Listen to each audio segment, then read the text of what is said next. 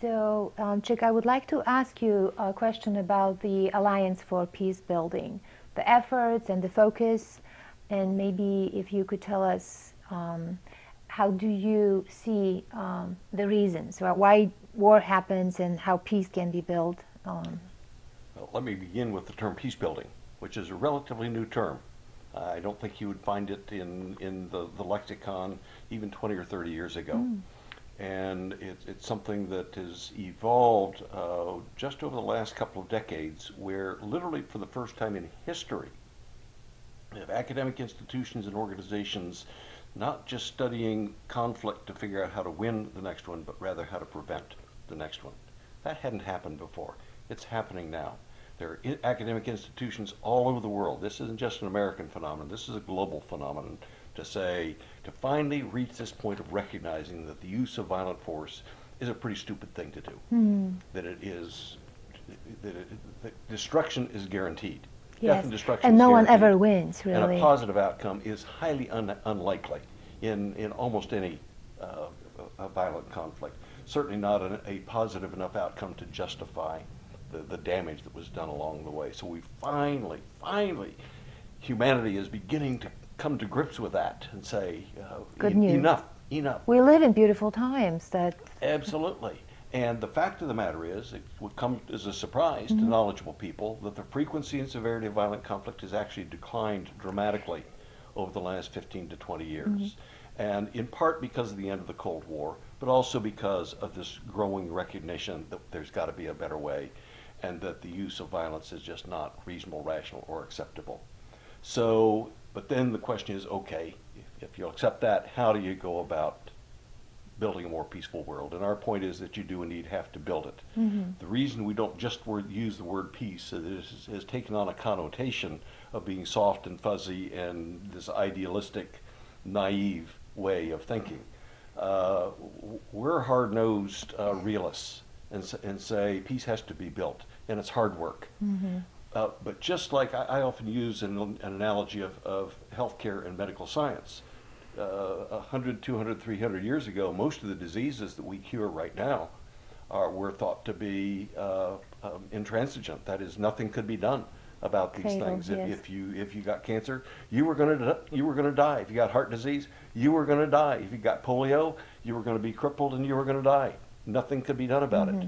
But some creative people said, well, maybe we can do something about it. Started doing some research, understanding the drivers of it, what causes it, and then what antidotes can be used to try to help prevent it and to cure it.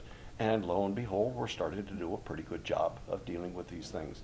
And it means, first of all, believing that it can be done, doing research, developing professional skills, and then applying those skills and putting in place systems and structures that make it possible to do it.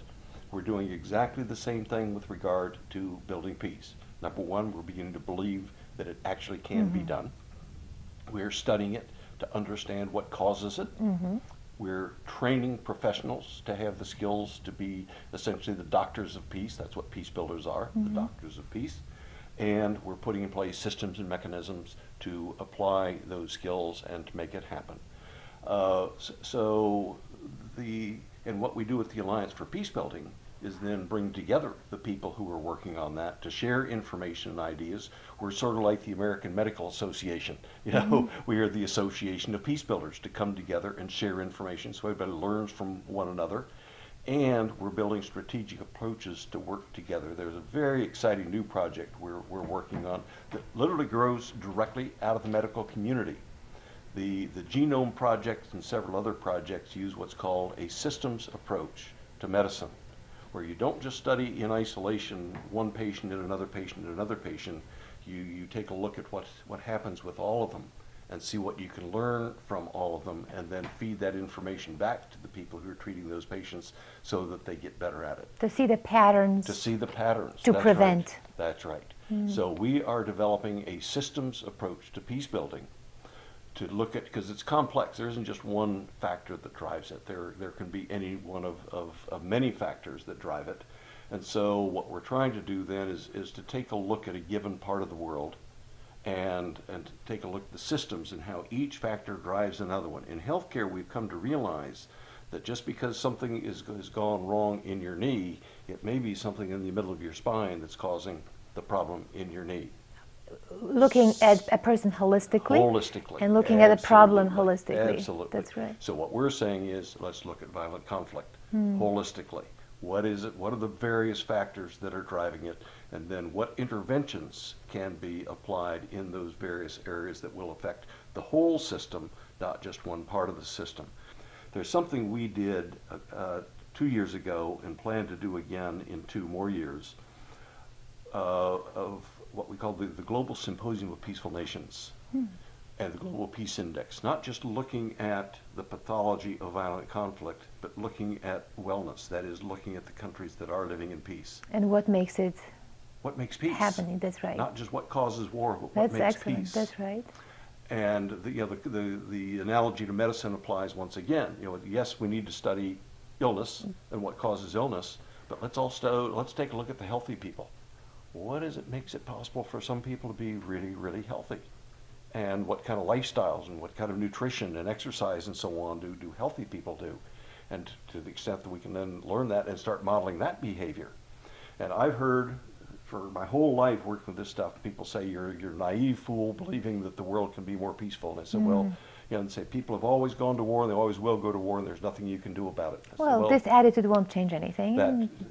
And the fact of the matter is that much of the world has become remarkably peaceful. That's correct. And the Global Peace Index, created by my friend Steve Killalay out of Sydney, Australia, is now studying to identify the most peaceful countries in the world and then find out the corollaries of what are the qualities and characteristics of the most peaceful countries in the world.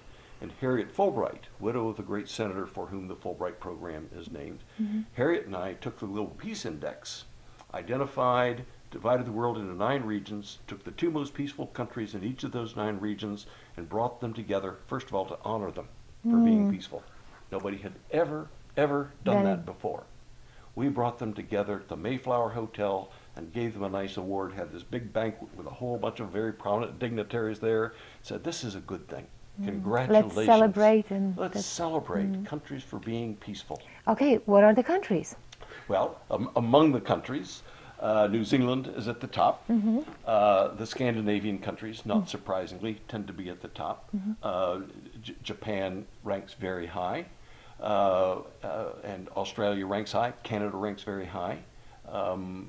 But so that's overall. When you divide the world into the 9 regions, because it's a lot harder to be, it's a lot easier. One of the characteristics, quite frankly, of peaceful countries, they tend to be small island nations. Well, okay. The outside influences make difference, maybe? Yeah. So, okay, we'll recognize that that's a good thing. Sort of like having good DNA. You're more apt to be healthy if you've got good DNA than if you don't. So, all right, we'll accept that as a given.